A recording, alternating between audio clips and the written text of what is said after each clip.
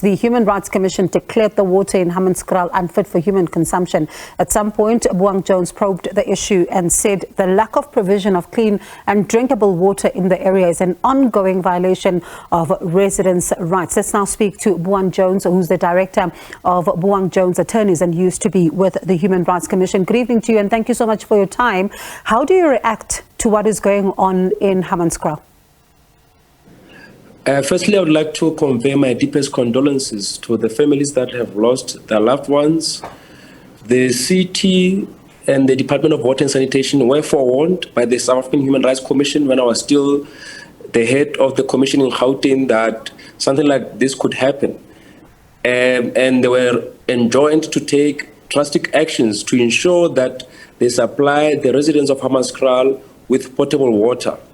And over the years, the Commission then conducted a series of engagements which culminated in a formal inquiry, after which the Commission issued a report and made certain adverse findings against the city and issued directives to the Department of Water and Sanitation to place the city of Tshwane's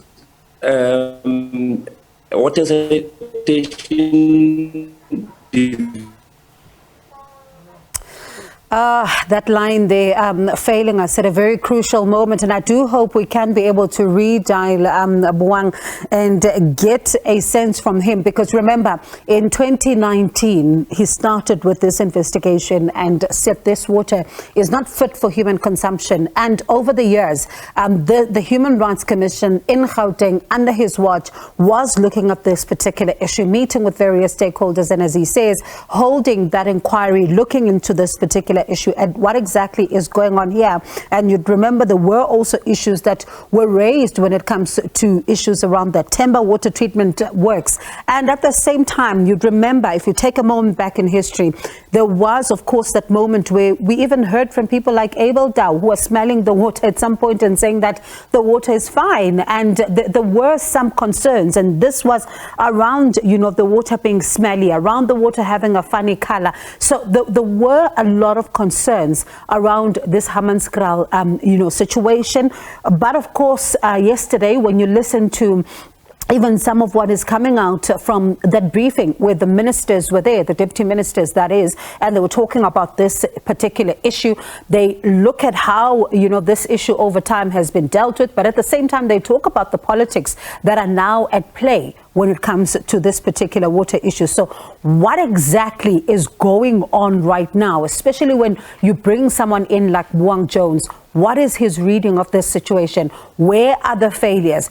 Is it because there is no will to be able to sort this problem out once and for all? We'll try and re-establish a better line with him. But remember, tonight we're asking you as well, how are you stretching your food budget? Given the fact that the cost of living has skyrocketed, are you making certain decisions that are trying to, you know, stretch your budget somewhat, particularly looking at the fact that you will be able to then make it through the month? And I do think Buang is back with us right now. Buang, we were still talking about, you know, some of the decisions that, the Human Rights Commission, through its recommendations, were saying must be taken here when it comes to resolving this issue of the people of Hammanskraal. In your view, when you take stock over the years, and I remember how back and forth you went on this issue, do you think those things were implemented? None of those things were implemented, and it's rather unfortunate, given extensive engagements that the Commission had at the time with the city and the regulator. Who do you think, in your view, should shoulder the responsibility for what has happened? It should be both the city of Tshwane and the Department of Water and Sanitation. The Department of Water and Sanitation is the regulator.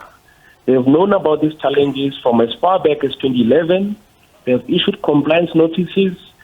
The city of Tshwane has known about these challenges also from 2011 to date. And despite the intervention of the South African Human Rights Commission, there hasn't been any significant improvement or changes. The refurbishment of the Royal wastewater treatment plant has not yet been completed, and the situation in Hammanskraal hasn't improved. We still see water tankering services being the order of the day in Hammanskraal, and groundwater is also contaminated.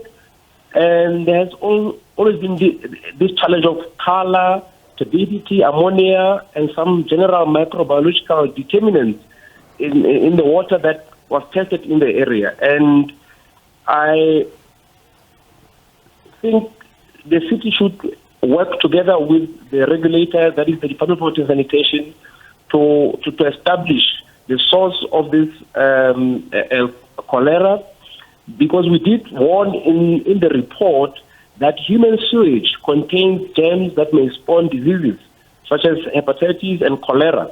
And what has happened sort of vindicates the position of the Commission in that the provincial, national, and the city had to act decisively to address this issue, to stop toxic effluent from being discharged into the Apis River. And we hope that there will be an independent inquiry which will look into all these issues. And of course, the victims will also seek appropriate redress, and they are within their rights to do so. And in your view, then, what does that redress look like? Well, that redress could take the form of a class action. Section 38C of our Constitution provides that anyone acting as a member of or in the interest of a group or a class of persons has the right to approach a competent court to allege that a right in the Bill of Rights has been infringed or threatened. The South African Human Rights Commission has already pronounced on the violations, and the calamity that has befallen Hammanskraal again points to further violations, and the victims will have to consider taking appropriate redress to secure their rights. Now, Buang, there is, of course, something that you've hinted to in your earlier answer around this Rooiwal, plant, but at the same time, you think about the Apis River, you think about the advanced treatment processes at the Themba Water Treatment Works. All of these are things that are being bandied about and thrown around, but why are we not able to see a resolved situation when it comes to this water issue in Hammanskraal? Is it a lack of political will? Is it a lack of funds? Is it an issue of competence? What is going on? It's a combination of both. We established during our investigations that at the Rooiwal wastewater treatment plant that they did not have sufficient human resources, that those who were entrusted with looking after the treatment facility were not fully equipped to deal with the challenges. But there's also been a political challenge in the city of Tshwane, in that the instability has also contributed to the challenges in Tshwane. The council has not reprioritized budgets to address this issue, which has been with the municipality for over a decade now.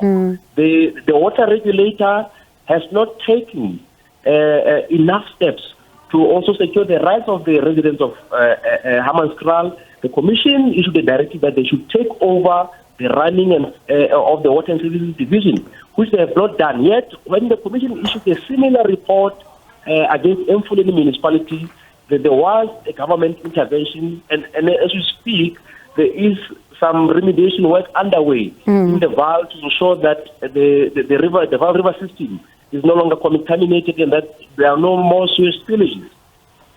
Now, Buang, before I let you go, earlier on, here on the show, we're speaking to the divisional head of bulk water at the Water and Sanitation Department in the city of Tshwane. And he says they found that while the water is not fit for consumption, but it's only due to other contaminants, not necessarily cholera. What is your reaction to the statement? Does it ring true from your vantage point? Well, human beings can get cholera or diarrhea through many things, through human contact, when this what they call negative environmental effects of the bloom, and this includes hypoxia, the depletion of oxygen in the water, which induces reduction in a specific population. So people could suffer from various illnesses. The groundwater, as we speak, in Stellenbosch, in Hammanskraal, is not safe. Even in the farming communities who stay adjacent to the Apis River and Royal Bar wastewater treatment plant. So the source of the contamination and the cholera still has to be independently verified. And over the years, there has been a dramatic increase in the episodes of waterborne diseases in our country. And this is attributable to lack of maintenance of infrastructure, lack of political will, and lack of maintenance budget.